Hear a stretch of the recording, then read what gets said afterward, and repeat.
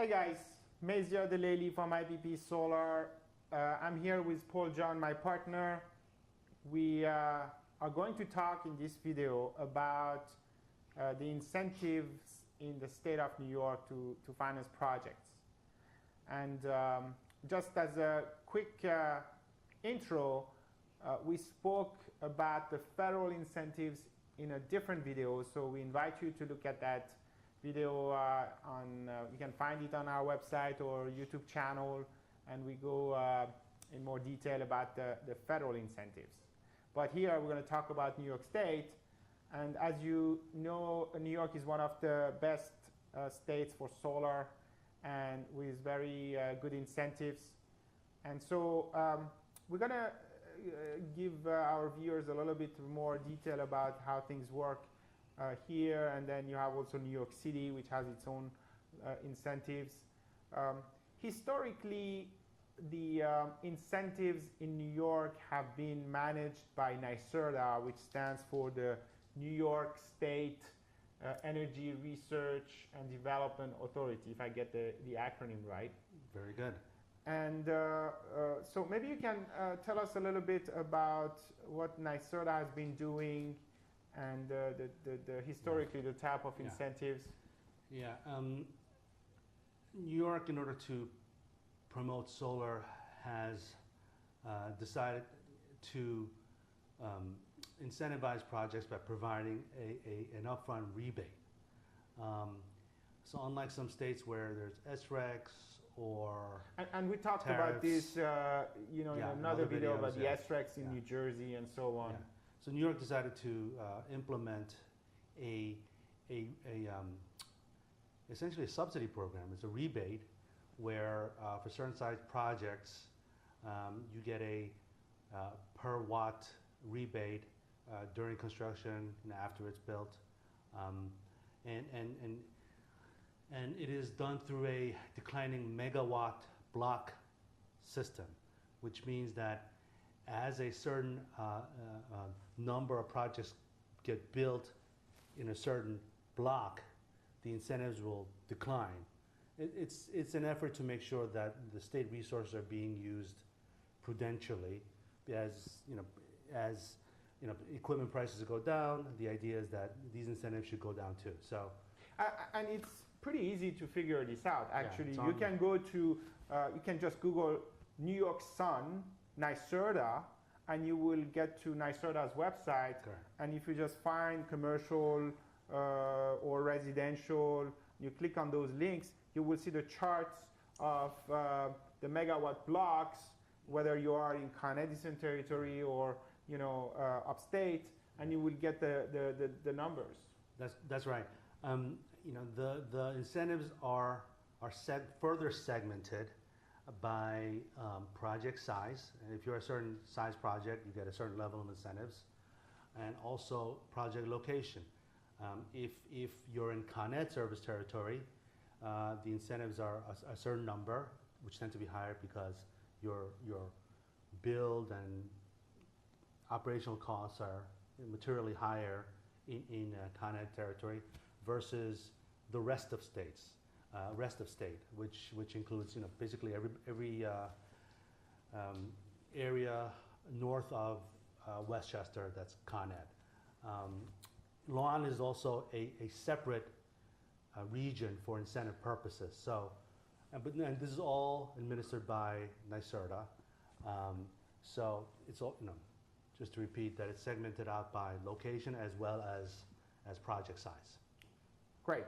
So this is how historically this has worked out. And I remember back when we started in the business practically 10 years ago, I think we were at $1.50 or $1.75 per watt. It's pretty incredible. And now in some areas it's come down to 15 cents because and one of the reasons is that the cost of energy has been going up as well. So the view is that if you have the cost of energy that's high, it's practically acting as an incentive itself.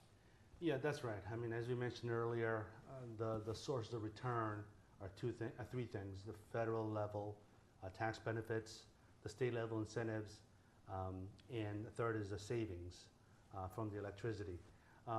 In some states, some parts of New York, you know, the state level incentive has become less relevant because electricity prices are so high that just between the federal benefits and the savings on your electricity vis-a-vis utility prices, you know, you can actually, you know, get a nice return on your investment just from those two elements. Yeah, I mean, to give some ideas in terms of what we have seen, and that can obviously vary. New York City, which is one of the highest in the country, we're talking about 20 plus cents a kilowatt hour. I mean, That's if you right. go to, I'm talking about, you know, the residential goes all the way to 25 cents at some locations. Whereas in Long Island, I think it's probably somewhere in the mid-teens. In Westchester as well, in Connecticut territory is pretty high, in the higher teens. And then as you go further north in upstate, you are closer to 10 cents, and it can go even below as you go north of New York State, because you obviously have the plants in Niagara Falls, or you know, the big plants that you have you know, upstate. So that's to give some ideas about where pricing is, and why the NYSERDA incentives tend to be lower in those regions in New York City or in Long Island. So Paul, we talked about the incentives in the past, but now there is a whole new legislation in place that has been passed recently, and it means to have substantial impact on the way energy is being generated and consumed in the state. Can you elaborate a little bit?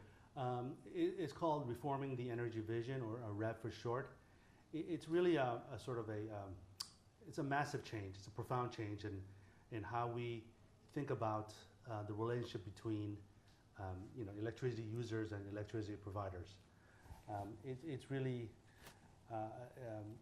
it's an experiment of sorts, where now, you know, people, instead of just merely being passive users of electricity, they can, you know, participate and you know, and sell their electricity in theory to the grid or to their next door neighbors. So practically anyone can be either a consumer or even a generator of electricity, whichever format it is. They can put a small windmill on the roof at home and generate electricity and sell it to the grid. Yeah, you know, it's really just like the Uber, Airbnb, you know, mindset, with all these renewable resources like solar, batteries coming, increasingly becoming popular, and other distributed resources, because they're becoming so prevalent and so plentiful, you know, and excess production is being generated from these resources.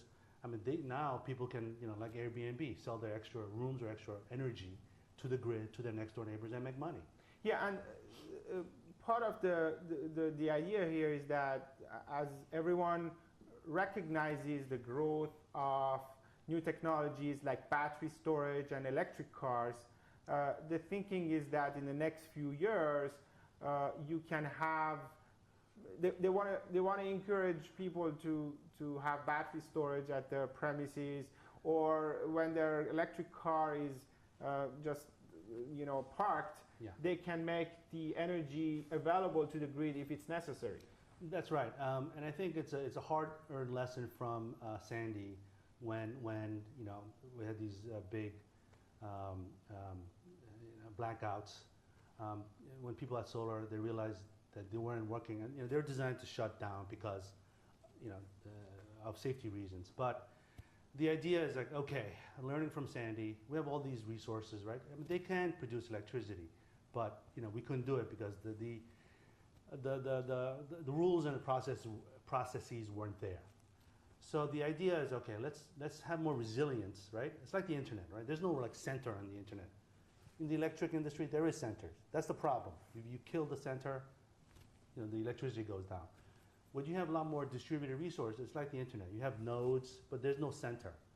So that's one of the things that we want to do under REV, is to create a very robust environment. If there's not if one area doesn't go down, it doesn't affect the other. Another analogy is just like back in the days you had the mainframe computers, and then the PCs developed, and now cell phones. So it's just a completely different architecture here for the entire system. Now. There is also another important element is the role of utilities, because everyone in their mind thinks that the utilities don't have an incentive to help the growth of renewables. Yeah. So what about that? Yeah, and that's under REV, the regulators realize that look, we need to align the incentives of utilities as well, because if you have too many distributed resources, it's going to cut into their revenues. It's just not going to work unless everybody is aligned properly. So under REV, what it does is create a role for utilities as sort of what's called these distributed service platforms, where they're essentially an exchange or a broker or a platform where people can interact. Like for instance, in theory, I want to sell my electricity. They act like a middleman to match you up. So that's the theory. Yeah, it's a very different. They used to own assets and generation and controlling distribution and transmission and distribution, and now they're just merely intermediaries, and so they will make a fee for among other things to manage the infrastructure. Now, in terms of the incentives, so as I understand it, there is a fairly large spreadsheet out there that has been made available by NYSERDA to establish pricing for the incentive for solar at every location. Yeah, and this is because net metering is going away in New York. You want to explain what net metering is? Net metering is a concept that has been in place for many years.